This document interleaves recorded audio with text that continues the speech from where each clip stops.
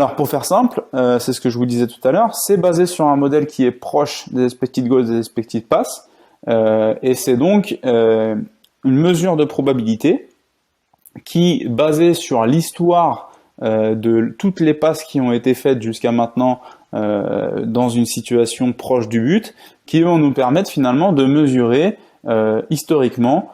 quel a été le pourcentage de passes qui se sont transformées en passes décisives dans ce contexte-là.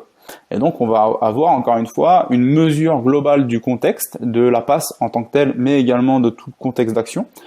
qui va nous permettre d'identifier la possibilité que cette passe, à un moment donné, amène à un but.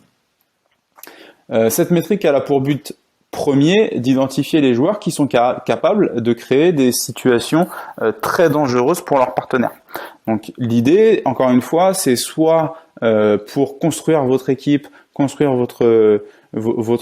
collectif du week-end, savoir quels sont les joueurs que vous allez aligner ensemble, est-ce que vous avez des joueurs qui sont capables vraiment d'aller produire du danger, ou si vous êtes sur un contexte où vous avez besoin de sécuriser au maximum et peut-être d'aller jouer le match nul, voire la victoire sur un malentendu, vous allez peut-être prendre des joueurs avec des expected pass et des PAX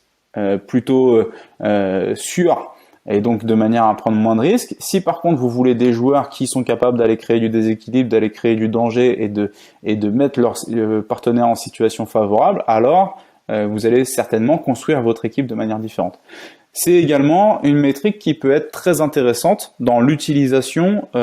pour le recrutement, puisque finalement, quand on va avoir des joueurs avec un haut taux d'expected assist, ça va être des joueurs qui sont capables de créer des situations très dangereuses. La question, ça va être de savoir, par rapport à ce haut taux, quel est le taux de conversion, même si il y a quelques précautions à prendre avec ce parallèle à faire.